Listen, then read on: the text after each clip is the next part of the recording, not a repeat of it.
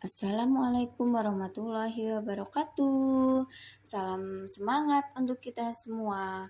Kali ini kita akan belajar PPKN kelas 7 bab 1 Sejarah Kelahiran Pancasila.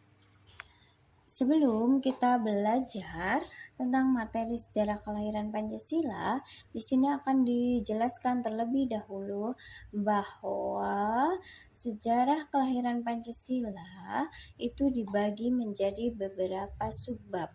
Subbab yang pertama adalah latar sejarah kelahiran Pancasila, yang kedua kelahiran Pancasila, yang ketiga perumusan Pancasila, dan yang keempat penetapan Pancasila. Saat ini kita akan mempelajari subbab yang pertama, yaitu latar sejarah kelahiran Pancasila. Nah, sejarah kelahiran Pancasila dibedakan menjadi beberapa masa. Yang pertama adalah masa sejarah awal atau masa praaksara, yang kedua masa kerajaan Nusantara, yang ketiga masa penjajahan, dan yang keempat adalah masa kebangkitan nasional. Saat ini kita akan mempelajari masa sejarah awal kelahiran Pancasila. Nah, pernahkah kalian melihat burung Garuda? Garuda adalah burung yang ada dalam cerita wayang. Burung ini merupakan anak dewa yang menjadi tunggangan raja dalam melawan kejahatan. Jadi, kalau dalam sebuah cerita, burung Garuda itu adalah anak dewa yang dijadikan tunggangan atau kendaraan oleh raja-raja dalam melawan kejahatan. Kemudian, kalau dalam dunia nyata, burung Garuda adalah burung Raja Wali atau burung elang besar. Jenis burung terbesar yang dapat terbang di angkasa. Jadi, alasan kenapa burung elang atau burung Raja Wali yang dijadikan sebagai lambang dasar negara karena burung tersebut adalah jenis burung terbesar yang dapat terbang di angkasa. Pada masa sejarah awal, nilai ketuhanan itu sudah ada, antara lain terlihat pada sarana upacara keagamaan seperti nekara atau gong perunggu yang ditemukan di banyak tempat, mulai dari Sumatera hingga Alor, Nusa Tenggara Timur. Nilai kemanusiaan dan persatuan juga berkembang yang terlihat pada jejak-jejak peradaban lama. Antara lain adalah lukisan di dinding gua. Kemudian, nilai persatuan, kerakyatan, dan keadilan sosial ditunjukkan oleh prasasti batu bertulis yang mengisyaratkan ketentraman, kedamaian, dan kemakmuran. Yang kedua adalah masa kerajaan Nusantara. Nah, pada akhir abad ke-7 di Sumatera muncul kerajaan besar Sriwijaya, disusul oleh Wangsa Sanjaya dan Sailendra di Jawa. Nah, kerajaan kembar itu membangun Candi Borobudur sebagai candi umat Buddha terbesar di dunia, serta Candi Prambanan sebagai candi umat Hindu. Candi-candi itu menunjukkan adanya nilai ketuhanan, kemanusiaan, persatuan, kerakyatan, hingga keadilan sosial yang kuat. Setelah itu, hadir kerajaan Islam seperti Samudra Pasai, Demak, hingga Ternate. Agama Islam dan bahasa Melayu berkembang ke seluruh Nusantara. Yang ketiga adalah masa penjajahan. Nah, makmurnya negeri ini mengundang bangsa lain untuk datang dari Tiongkok, India, Arab, lalu Eropa. Mula-mula mereka itu tujuannya datang adalah untuk berdagang. Namun, bangsa-bangsa Eropa kemudian mulai menjajah Nusantara. Hal itu dilakukan oleh bangsa Portugis, Spanyol, Inggris, dan akhirnya Belanda yang menjajah Indonesia selama kurang lebih 350 tahun. Sedangkan perang laut besar-besaran dilakukan Sultan Babuwoh di perairan Maluku dan Papua. Hang Tuah di Selat Malaka, juga Sultan Hasanuddin di Laut Sulawesi dan Laut Jawa. Nah, dengan nilai ketuhanan yang kuat, para pahlawan pun berjuang untuk menegakkan nilai kemanusiaan dan nilai persatuan. Dan di Sumatera terjadi perlawanan oleh Sultan Iskandar Muda, Sultan Badaruddin di Singamangaraja, Sultan Bonjol dalam Perang Paderi, dan Cut Nyak-din dalam Perang Aceh. Di Jawa terjadi Perang Diponegoro, Patimura di Maluku, Jelantik di Bali, juga Pangeran Antasari di Kalimantan. Yang keempat yaitu masa kebangkitan nasional. Jadi memasuki abad ke-20, upaya melawan penjajah itu tidak lagi dengan perang, melainkan melalui gerakan politik, yaitu dengan mendirikan Budi Utomo pada tanggal 20 Mei 1908. Kemudian puncaknya yaitu dengan adanya Sumpah Pemuda pada tanggal 28 Oktober 1928. Kemudian tahun 1942, Jepang datang dan menggantikan Belanda sebagai penjajah. Bangsa Indonesia harus berjuang lebih keras untuk merdeka. Bangsa Indonesia berjuang melawan penjajah berarti menegakkan nilai kemanusiaan dan persatuan. Semua itu menunjukkan bahwa nilai-nilai Pancasila memang berasal dari nilai-nilai bangsa yang sudah ada sejak lama. Sekarang kita masuk ke subbab yang kedua, yaitu tentang kelahiran Pancasila. Sebelum kita membahas tentang di mana Pancasila dilahirkan dan kapan, coba kalian amati dulu. Di sini ada sebuah bangunan. Bangunan ini adalah bangunan rumah. Seperti setiap keluarga perlu punya rumah, maka setiap bangsa juga perlu punya rumah. Nah, setiap orang, setiap bangsa itu perlu punya rumah agar hidup mereka itu lebih aman, lebih tentram, dan juga lebih damai. Untuk itu, para pejuang atau para pahlawan atau para pembentuk negara pada saat itu berusaha dengan sangat bagaimana caranya untuk membentuk suatu negara atau membentuk sebuah negara yang dapat melindungi seluruh bangsa yang ada di Nusantara. Nah, setiap rumah itu diawali dengan yang namanya pondasi. Begitu juga dengan negara. Ketika akan mendirikan negara, maka harus dibuat terlebih dahulu yaitu dasar negaranya. Kemudian, untuk membentuk yang namanya dasar negara, maka Jepang itu membentuk BPUPKI. Tujuan dari BPUPKI itu sendiri adalah menyiapkan hal-hal yang diperlukan untuk membuat Indonesia merdeka. Nah, kalian pasti sudah tahu ya, BPUPKI itu adalah apa. Jadi BPUPKI itu adalah Badan Penyelidik Usaha Persiapan Kemerdekaan Indonesia. Nah, BPUPKI itu adalah tempat kelahiran Pancasila. Jadi, kemudian Jepang menjanjikan kemerdekaan kepada bangsa Indonesia. Dengan demikian, maka Jepang membentuk BPUPKI. Tujuan dari pembentukan BPUPKI adalah menyiapkan hal-hal yang diperlukan untuk membuat Indonesia merdeka.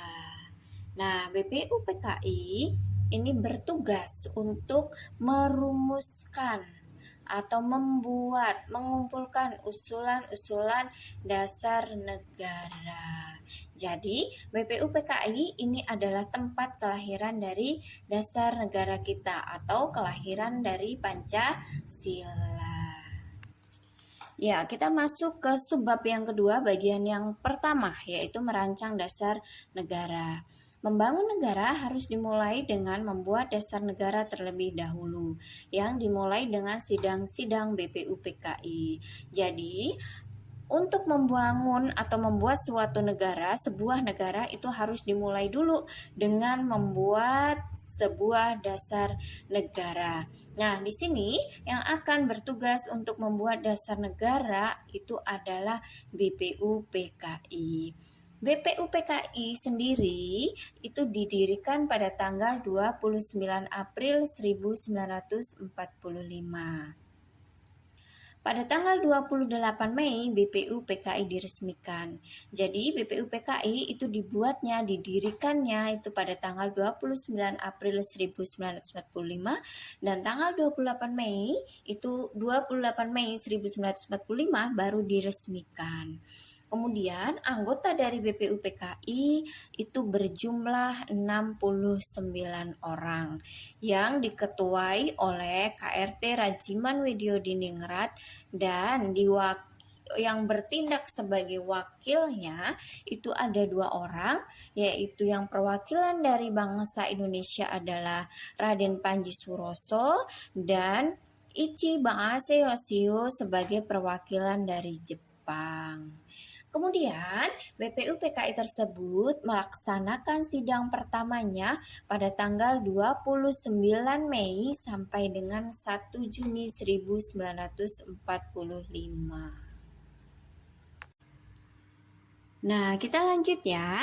Sekarang kita akan mengenal 3 tokoh perumus Pancasila yang menyampaikan ide-idenya pada sidang pertama BPUPKI tanggal 29 Mei sampai 1 Juni 1945. Jadi, ada 3 tokoh perumus Pancasila, yaitu yang pertama adalah Muhammad Yamin, Mr. Supomo, dan Insinyur Soekarno. Pada tanggal 29 Mei sampai 1 Juni 1945, para tokoh perumus dasar negara menyampaikan usulannya terkait isi dari dasar negara. Yang pertama yaitu Muhammad Yamin menyampaikan usulannya pada tanggal 29 Mei 1945 yang terdiri dari 1. Ketuhanan yang Maha Esa, 2. Kebangsaan Persatuan Indonesia, 3. Rasa kemanusiaan yang adil dan beradab, 4. Kerakyatan yang dipimpin oleh hikmat kebijaksanaan dalam permusyawaratan perwakilan, 5. Keadilan sosial bagi seluruh rakyat Indonesia. Kemudian, Mr. Supomo menyampaikan usulannya pada tanggal 31 Mei 1945. Di antaranya adalah 1. Persatuan, 2. Kekeluargaan, 3. Keseimbangan lahir dan batin, 4. Musyawarah, 5. Keadilan rakyat. Dan yang terakhir, Insinyur Soekarno pada tanggal 1 Juni 1945 menyampaikan gagasannya.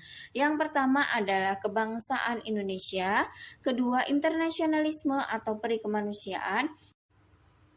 Kita lanjut ke bagian hari lahir Pancasila. Dalam pidatonya, Soekarno mengusulkan 5 rumusan dasar negara. Soekarno mengusulkan nama Pancasila untuk dasar negara.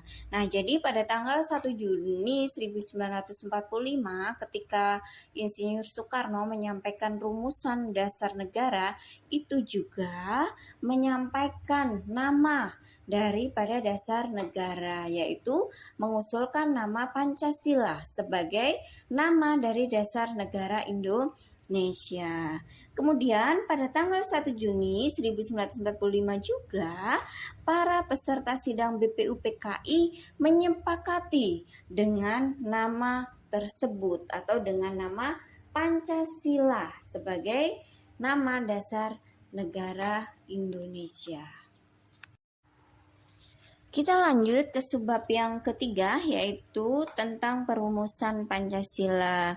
Yang akan kita bahas dalam subbab ini adalah yang pertama diskusi perumusan Pancasila, kemudian yang kedua adalah kesepakatan Piagam Jakarta. Ya, kita masuk ke bagian diskusi perumusan. Jadi, BPUPKI itu sepakat ya bahwa Pancasila itu adalah nama dasar negara Indonesia yang akan didirikan. Untuk itu, BPUPKI membentuk 9 orang atau menunjuk 9 orang untuk merumuskan kata-kata yang menjadi isi Pancasila.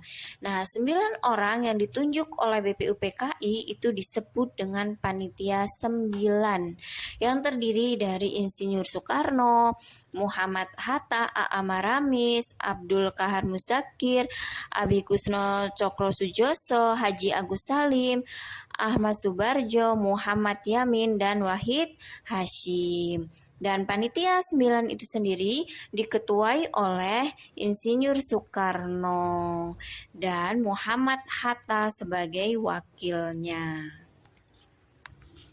Panitia 9 diketuai oleh Insinyur Soekarno dan Muhammad Hatta. Karena jumlah anggotanya terdiri dari 9 orang, maka disebut atau dinamai dengan Panitia 9 yang tugasnya adalah merumuskan kata-kata isi dari Pancasila. 9 tokoh nasional atau yang disebut dengan Panitia 9 itu berasal dari berbagai kalangan yang berbeda. Mulai dari Muhammad Hatta yang berasal dari wilayah barat Indonesia hingga A.A. Maramis yang mewakili para tokoh dari kawasan timur Indonesia.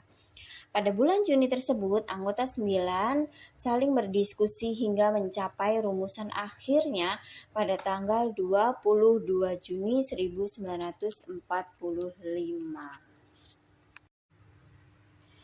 Perumusan Pancasila dihasilkan melalui diskusi dari berbagai latar belakang kalangan yang berbeda. Ya, tadi ya, seperti contohnya Muhammad Hatta berasal dari bagian barat Indonesia, kemudian A.A. Maramis berasal dari bagian timur Indonesia. Kemudian, sebagian menyampaikan pendapat dengan pendekatan keagamaan dan sebagian yang lain dari pendekatan kebangsaan. Nah, ada beberapa tokoh yang menyampaikan usulan dasar negara itu dilihat dari pendekatan keagamaan dan juga dari pendekatan kebangsaan. Kemudian, I.R. Soekarno dan Muhammad Hatta itu menyampaikan bahwa negara Indonesia itu tidak berdasarkan keagamaan atau tidak berdasarkan pada satu agama tertentu. Kemudian, semua sepakat bahwa nilai ketuhanan yang penting untuk menjadi bagian dasar negara Indonesia. Lalu disepakati Indonesia menjadi negara kebangsaan, bukan negara agama, dengan sila ketuhanan menjadi sila yang pertama.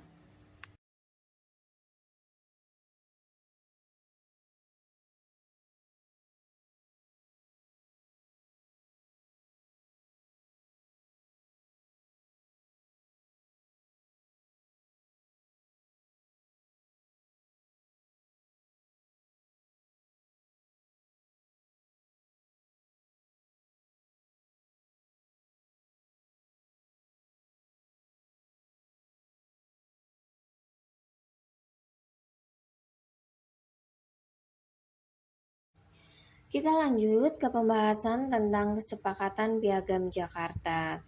Musyawarah Panitia 9 dilanjutkan hingga malam tanggal 22 Juni 1945. Nah, semua anggota 9 itu sepakat dengan rumusan Pancasila saat itu, yaitu ketuhanan dengan kewajiban menjalankan syariat Islam bagi pemeluk-pemeluknya, kemanusiaan yang adil dan beradab, persatuan Indonesia, kerakyatan yang dipimpin oleh hikmat kebijaksanaan dalam permusyawaratan perwakilan, keadilan sosial bagi seluruh rakyat Indonesia. Hasil rumusan yang telah disepakati oleh panitia 9 tersebut diberi nama Piagam Jakarta atau Jakarta Charter. Bagian subbab yang keempat yaitu penetapan Pancasila. Yang pertama yaitu Pancasila dan Proklamasi Kemerdekaan. Jadi, dasar negara yang sudah disepakati tadi, yang sudah dirancang dan disepakati oleh Panitia 9 itu perlu didiskusikan kembali sebelum ditetapkan sebagai dasar negara Indonesia secara resmi. Naskah Piagam Jakarta yang telah disusun akan dijadikan sebagai bagian pembukaan dari hukum dasar tertulis tersebut, yang di dalamnya juga terdapat Pancasila. Tanggal 8 Agustus 1945, Soekarno, Hatta, dan Rajiman diterbangkan ke kota Saigon yang sekarang bernama kota Ho Chi Minh dengan singgah lebih dulu di Singapura. Setelah itu, pasukan Amerika membom atom Jepang kembali, yaitu ke kota Nagasaki pada 9 Agustus 1945. Jenderal Jepang menyebut Indonesia boleh merdeka setelah tanggal 24 Agustus 1945. Setelah mendengar berita tentang pengeboman terhadap Jepang yang dilakukan oleh negara sekutu, PPKI pun mulai bersidang pada tanggal 16 Agustus 1945 di Jakarta untuk menyiapkan kemerdekaan Indonesia.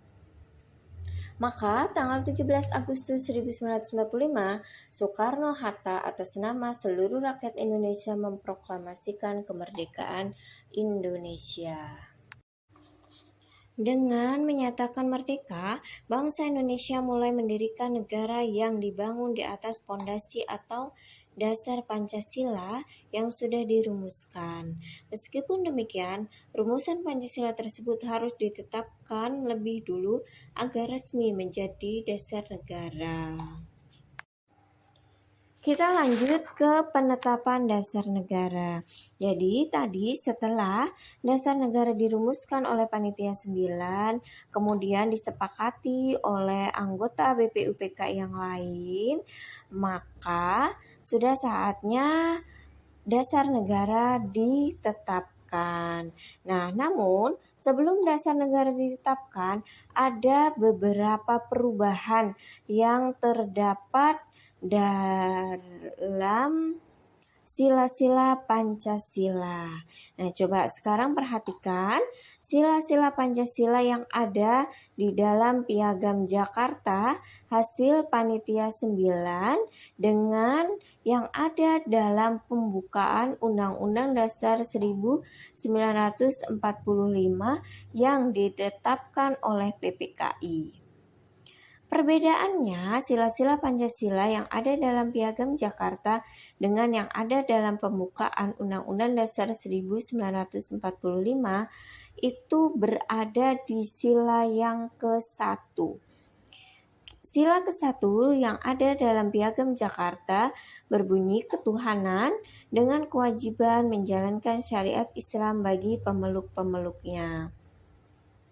Kemudian diubah menjadi ketuhanan yang Maha Esa sesuai dengan yang ada dalam pembukaan Undang-Undang Dasar 1945.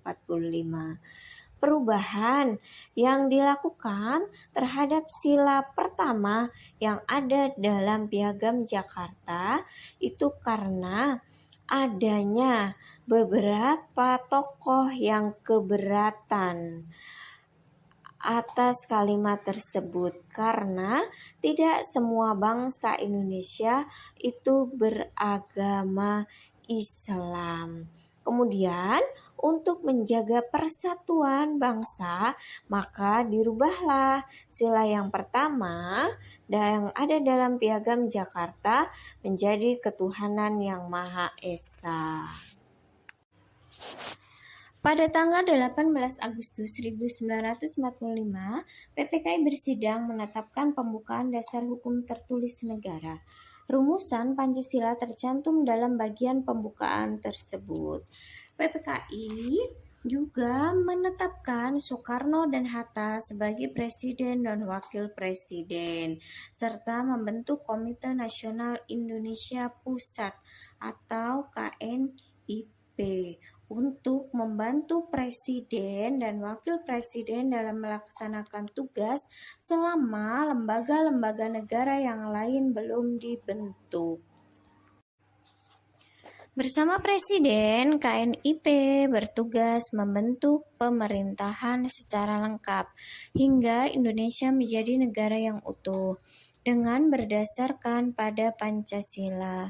Indonesia tidak menjadi negara agama maupun negara sekuler yang mengabaikan agama, melainkan menjadi negara kebangsaan yang berketuhanan.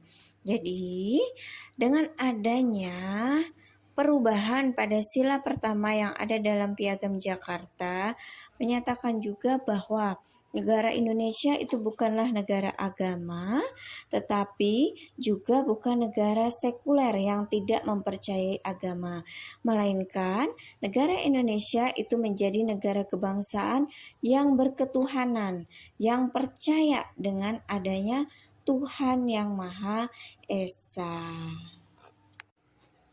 Itulah tadi materi tentang sejarah kelahiran Pancasila yang dapat